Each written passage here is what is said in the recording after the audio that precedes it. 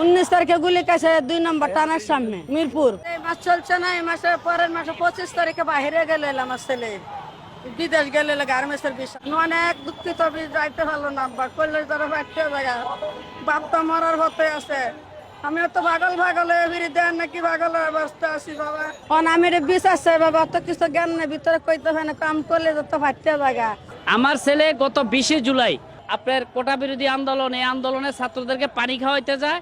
পানি খাওয়াইতে গেলে পুলিশ তাকে নির্মমভাবে তার মাথার মধ্যে গুলি করে, এদিক দিয়ে ঢুকে পিছন দিয়ে বেরিয়ে যায়।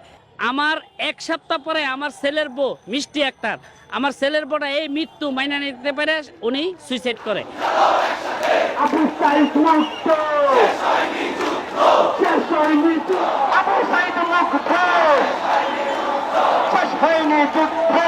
বাবা হিসাবে তো আমি অবশ্যই গর্বিত বোধ করি, কিন্তু আমার ছেলের মতো যারা আছে তারা যেন শহীদে সম্মানটুকু পায়। আমি আসছি আজকে এই খুনি হাসিনা আমার সন্তানের মৃত্যুর সাথে যারা জড়িত সকলের আমি ফাঁসি দাবি করতেছি। আর এটার যেন সুস্থ তদন্ত হয়। শুধু আমার ছেলে না, হাজার হাজার যে সন্তান আজকে মারা গেছে, আহত হয়েছে, পঙ্গু হয়েছে, কেউ চোখ হারাইছে, হাত হারাইছে, সবার সুচিকিৎসা যেন করা হয়। আর প্রত্যেকটা শহীদ ফ্যামিলিকে যেন সর্বোচ্চ শহীদি মর্যাদা দেওয়া হয়।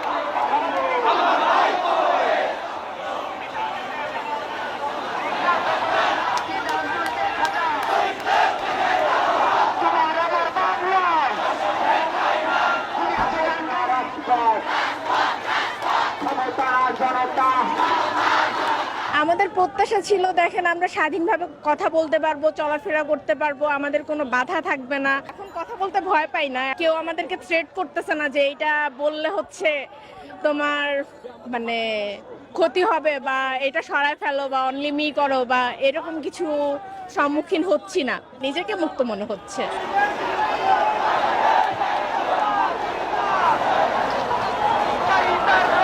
মানে আমরা তো এত তাড়াতাড়ি আসলে তাদের থেকে অনেক কিছু ডিজার্ভ করব না। হ্যাঁ, আমরা চাচ্ছি যে আস্তে আস্তে করুক, সময় দিতে হবে। 17 বছরের গুণধরা রাষ্ট্রকে মেরামত করতে হলে সময়ের প্রয়োজন। হ্যাঁ, এখন এই আমার ছাত্র জনতারা যারা এখানে এই উপদেষ্টা হয়েছেন এবং নতুন করে সরকার দল গঠন করছে, তাদের সময় দিতে হবে এবং সুন্দর একটা দেশ গড়ার জন্য তাদের উপর আপনারা আস্থা রাখুন।